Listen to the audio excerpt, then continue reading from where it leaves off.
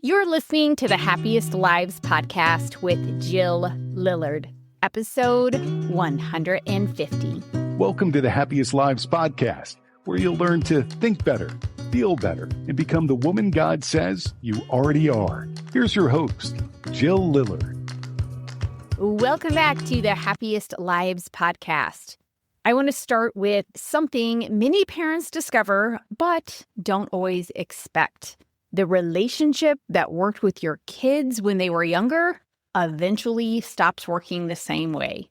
Conversations feel different. Advice doesn't land the same way it used to. Decisions they make might leave you wondering whether you should say something or stay quiet. And somewhere along the way, many parents start asking a question: what exactly is my role now? When our kids were growing up, the structure of the relationship was very clear. Our job was to guide them, and their job was to follow.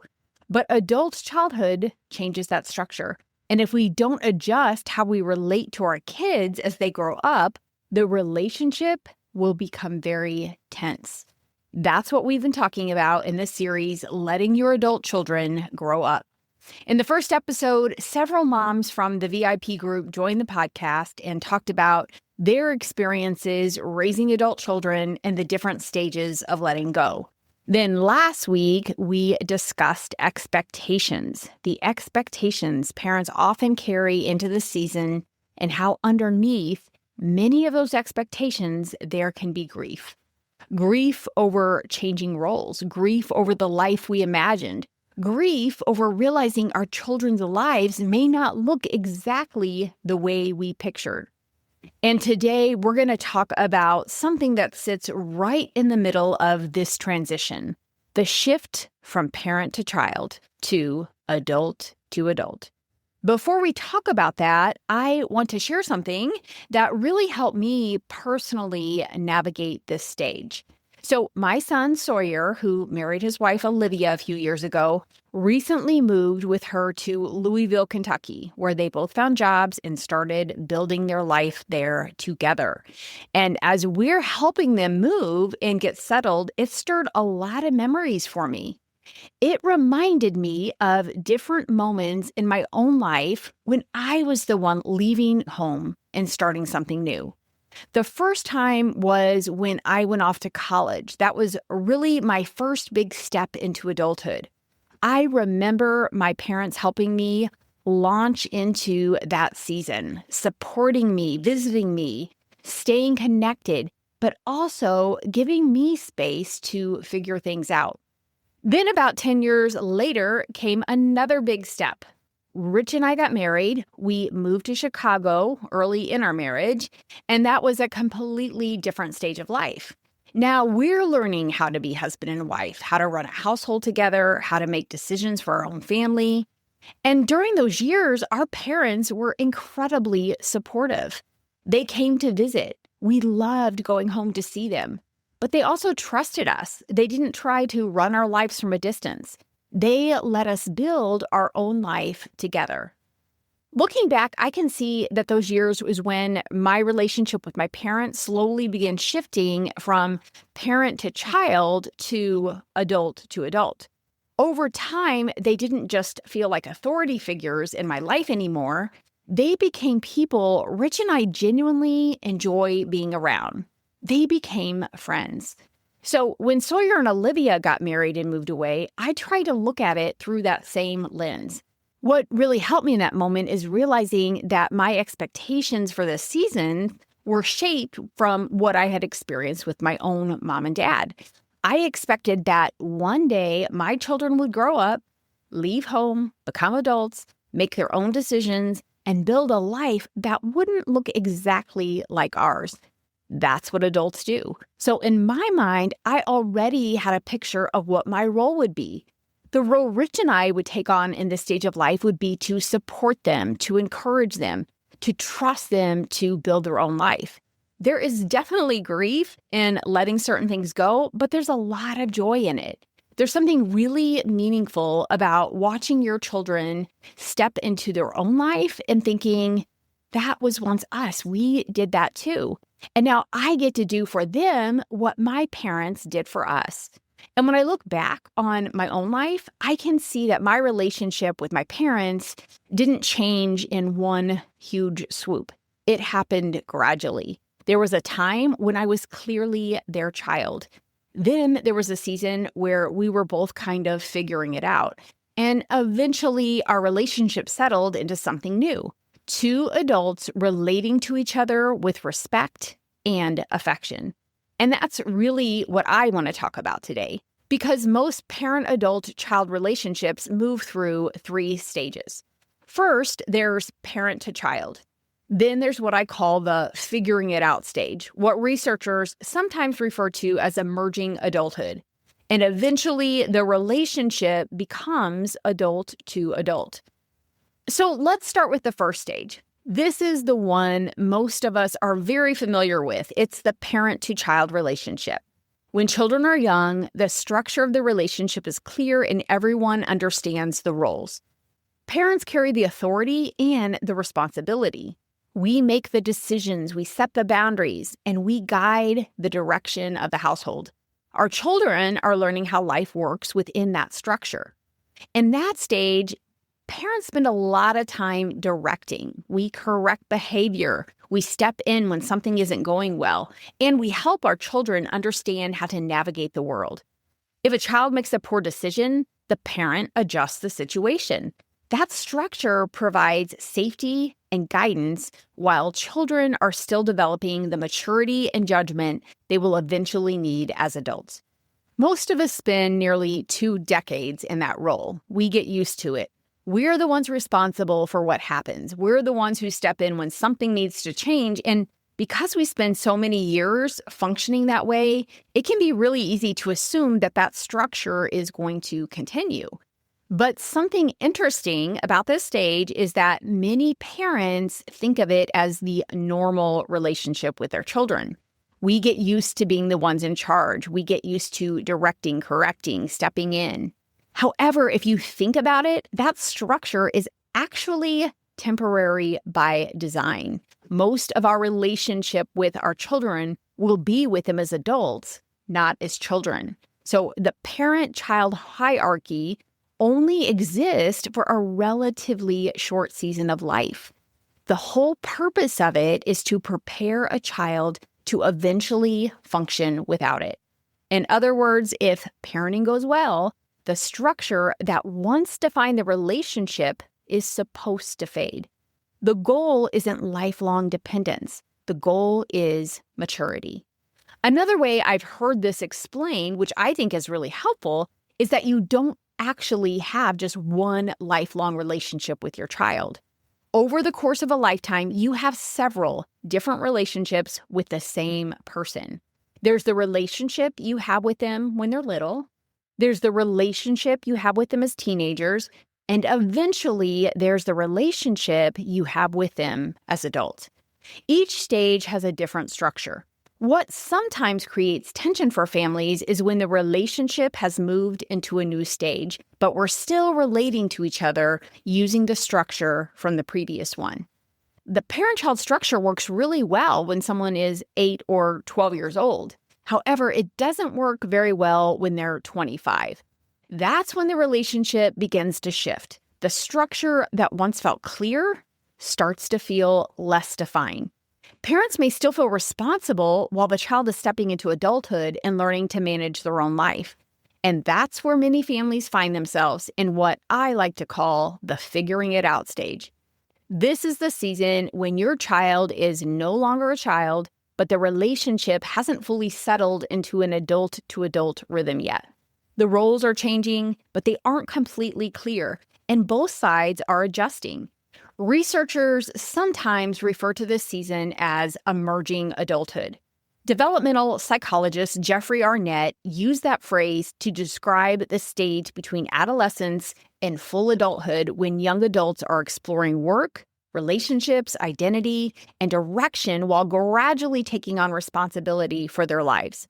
Historically, people used to talk about life in 3 stages: childhood, adolescence, and adulthood. For much of history, the transition into adulthood happened fairly quickly. Young people finished school, started working, got married, and began families, often in their late teens or early 20s. But over the last several decades, researchers have noticed something different happening. That transition into adulthood has stretched out. Education often takes longer. Careers begin later, and many young adults spend several years figuring out where they want to live, what kind of work they want to do, and what kind of life they want to build. So instead of moving quickly from adolescence into adulthood, many people move through this in-between season. And that's often where families find themselves adjusting too. Your child is no longer an adolescent, but they're still building the pieces of their adult life. They're making decisions, trying things, sometimes changing direction, and gradually gaining confidence in their ability to manage their own life. During this stage, the parent-child relationship is adjusting at the same time.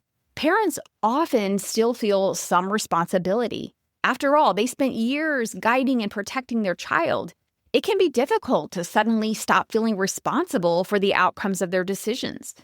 At the same time, the adult child is beginning to step into independence and may want more space to make their own choices. This is why the relationship can feel unsettled during this stage. Advice often increases. Parents see things their adult child may not see yet, and it's very natural to want to help. Sometimes financial support is still involved, which can make the boundaries feel unclear. Adult children may move between independence and seeking guidance as they learn how to manage life on their own. Hey, I just want to let you know my signature class is back. It's called The 4 Things You Must Do to Become the Happiest Wife. And no worries, if you're not married, this can help you with any relationship. I've completely redone it, re-recorded the lessons, and updated the workbook. And it's free. If you've never gone through it or it's been a while, this is a really good time to take a look. If you feel stuck, frustrated, or disappointed in your relationship, then I'll walk you through 4 shifts that can change how you think, how you respond, and how you show up. You can check it out at myhappyvault.com or in the show notes. There's a link. Now let's get back to it. One thing that's interesting about this stage is we often think of it as a developmental stage for the young adult, but it's also a developmental stage for the parent. For many years, the work of parenting involved stepping in when something needed to change. In this stage, the work begins to look different. Instead of directing the outcome, parents begin offering perspective when it's invited. Instead of solving every problem, they allow their adult child to think through the situation and make their own decision. In many ways, the role starts to move from manager to mentor. Parents are still present in the relationship, but they are no longer carrying responsibility for the direction of their adult child's life. And adult children are learning how to take ownership of their decisions while still valuing the wisdom and support of their parents. Over time, as both sides continue adjusting, the relationship can begin to settle into the next stage, adult to adult. This is where the relationship begins to take on a different structure altogether. The hierarchy that once defined the relationship is no longer the organizing principle. Parents are no longer directing the life of their child, and the child is no longer looking to the parents to manage their decisions. Instead, we have 2 adults that are relating to one another. That doesn't mean the history of the relationship disappears. A parent will always have more years of life experience, and that wisdom can be very valuable. But the way that wisdom enters the relationship needs to change. Advice is no longer assumed. It becomes something that is offered rather than imposed. Often, conversations sound different in this stage. Parents listen more. They ask questions. They share perspective when it's welcomed. The adult child is making their own decisions and carrying the outcomes of those decisions.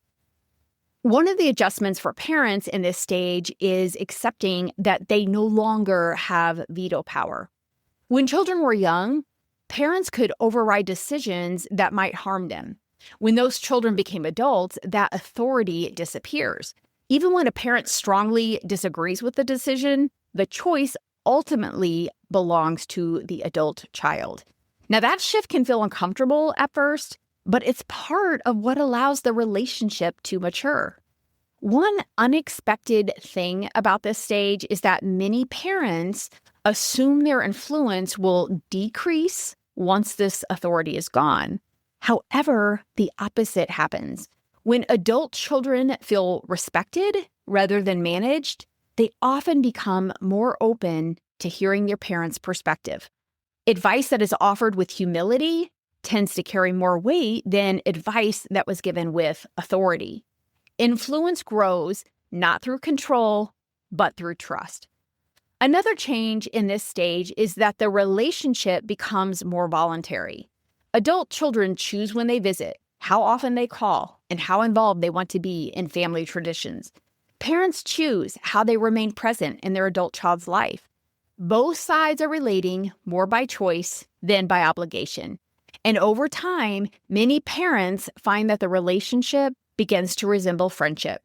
Not in the sense that the parent role disappears, but in the sense that both people enjoy being together, value each other's perspective, and stay connected because they want to.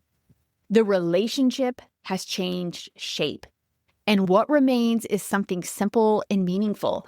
Two adults who care about each other and choose to stay connected across the different seasons of life. One helpful thing about thinking in terms of these stages is that it allows you to step back and ask a simple question. Where are we right now? Many parents start to worry when the relationship with their adult child begins to feel awkward or tense. They may wonder if something has gone wrong or if the relationship is drifting apart. But often what's happening is simply that the relationship is in transition. The structure that worked when your child was younger is beginning to shift. Your child is learning how to manage their own life, and you are learning how to relate to them in a different way. Both sides are adjusting at the same time.